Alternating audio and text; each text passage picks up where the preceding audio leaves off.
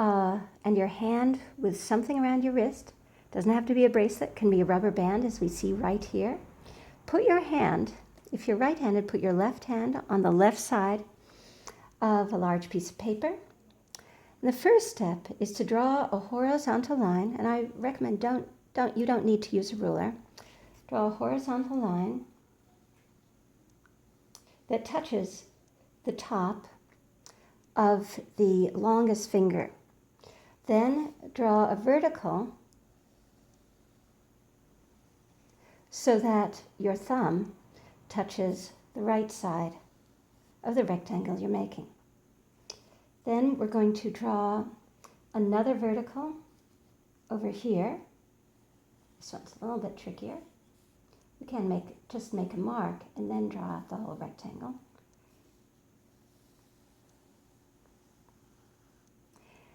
Notice how easy it is for me to put my hand back because I've got the framework that came from my hand. Lastly, draw a horizontal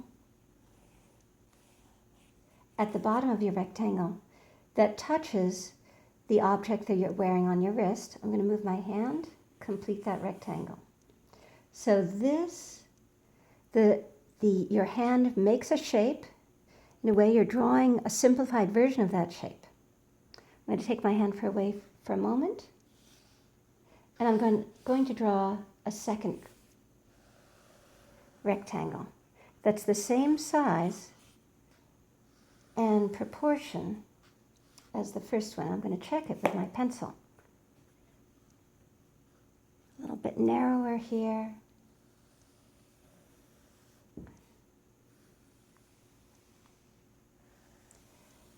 The goal is to make these pretty much the same.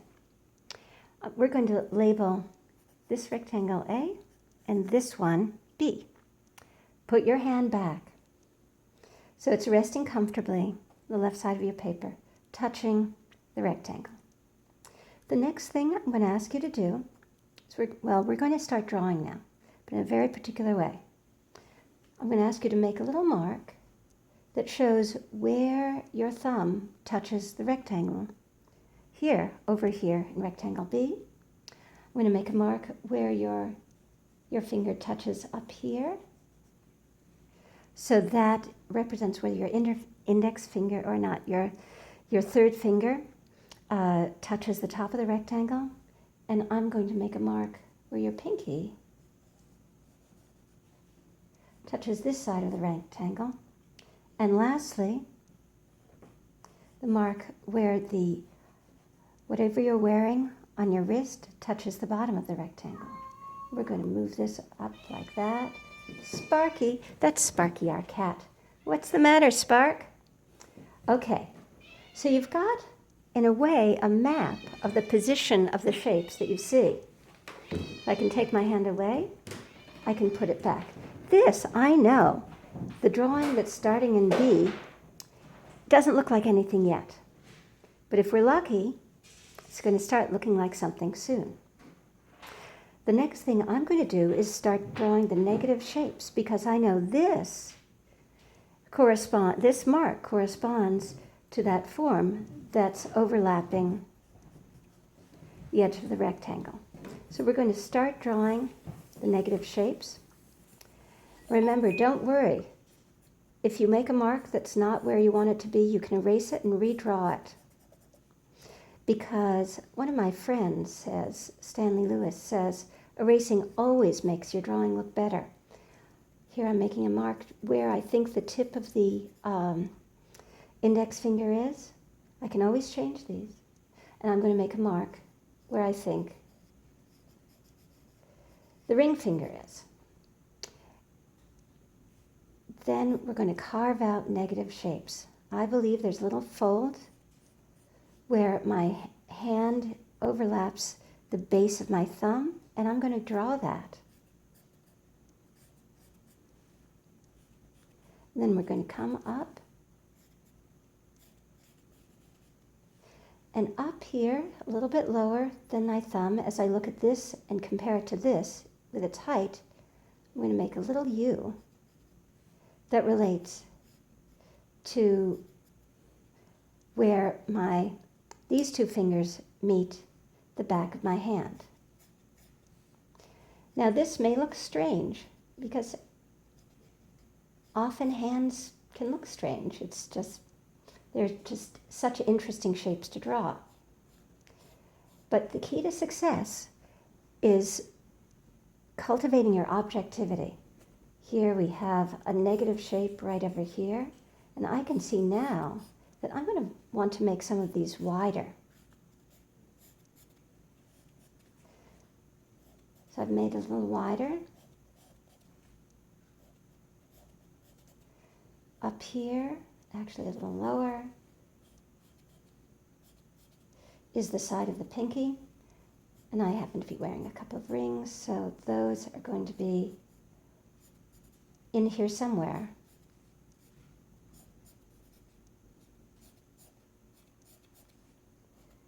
So I'm jumping around a little bit, gradually carving out the negative shapes. And I can erase if there's something that I don't think is where it needs to be.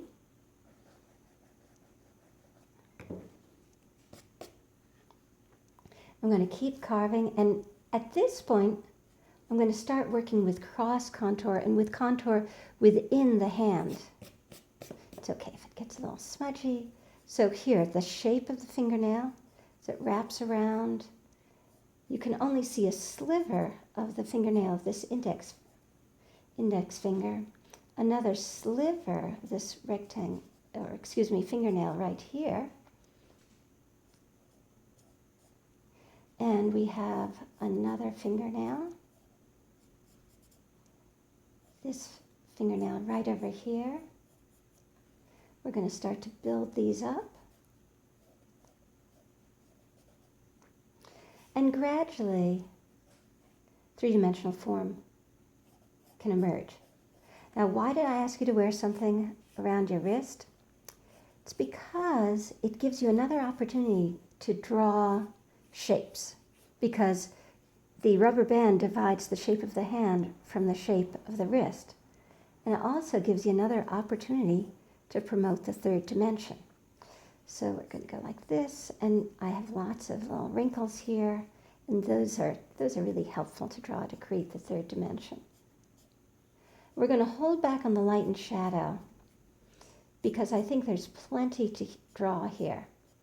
And the other thing to remember is that we started with an open hand, very simple shape, but this approach can work with more complex shapes.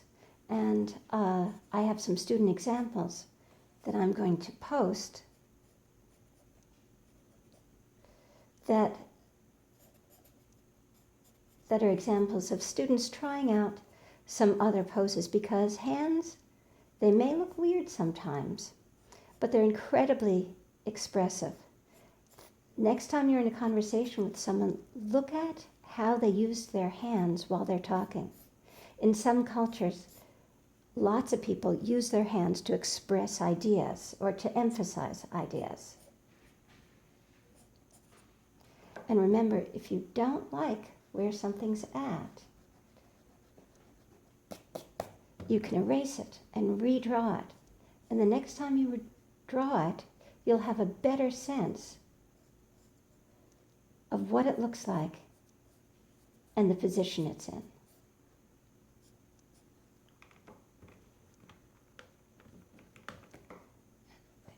A little bit here.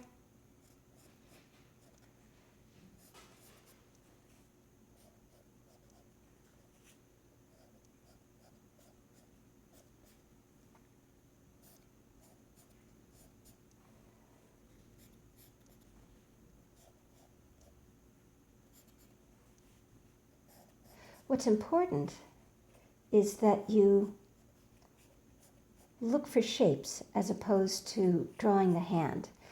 Some people call that looking at the negative shapes and seeing the whole picture area of what you want to draw as a sequence of shapes from here to here to here, here, here. And then you could think of this as a shape as well.